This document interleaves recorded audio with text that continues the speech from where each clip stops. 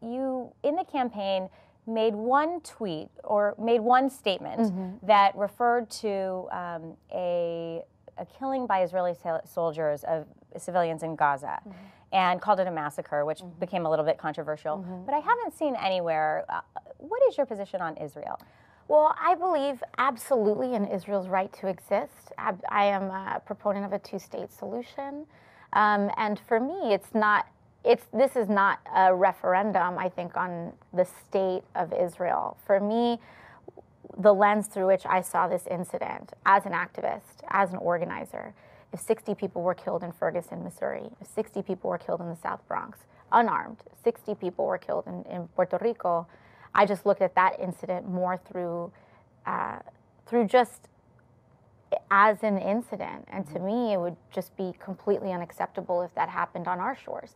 But I am... Of course, the dynamic there in terms of geopolitics and the war in the Middle East is very different than people expressing their First Amendment right to protest. Well, yes, but I also think that what people are starting to see, at least in the occupation of Palestine, is just an increasing crisis of humanitarian condition. And that, to me, is just where I tend to come from on this issue. You use the term the occupation of Palestine. What did you mean by that?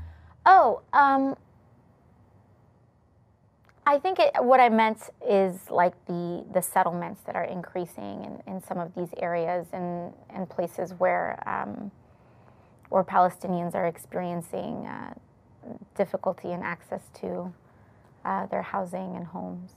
Do you think you can expand on that? Yeah, I mean, I think I'd also just, I am not the expert on geopolitics on this issue. You know, for me, I'm a firm believer in finding a two-state solution in this issue. And I'm happy to sit down with leaders on both of these. For me, I just look at things through a human rights lens, and I may not use the right words. I know this is a very honest. That's very honest, and you're going issue. I mean, it's very honest. And when you get to Washington and you're an elected member of Congress, you'll have the opportunity to talk to people on all sides and visit Israel and visit the West Bank. And absolutely, and I think that's one of those things that's important too. Is that especially with the district that I represent. I come from the South Bronx. I come from a Puerto Rican background, and Middle Eastern politics is not exactly what's at my kitchen table every night. But I also recognize that this is an intensely important issue for people in my district, for Americans across the country. And I think what's at least important to communicate is that I'm willing to listen and that I'm willing to learn and evolve on this issue, like I think many Americans are.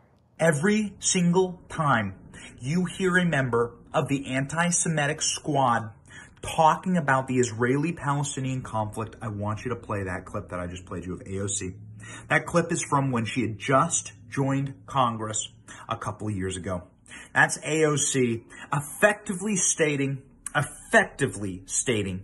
that Israel is occupying Palestinian land. The opposite is in fact true, and it is a deeply anti-Semitic statement that leads many people to assume that Israel shouldn't exist. That's where the BDS movement comes from. Boycott, divest, sanction. They are all in favor of that. Rashida Tlaib just spoke on the House floor about it. These are low IQ individuals. They are low IQ individuals who hate Israel. They hate Israel. And they should not be allowed their voice on this issue because they know nothing about the history and they know nothing about the people and the ongoing conflict. These people are fools. These people are fools. They are muppets, and they are just being used. They are being used by some of the worst people in the world, certainly by terrorist sanctions and factions who are using them as voice spokespeople in our own government. Sick, disgusting stuff. And never forget that clip.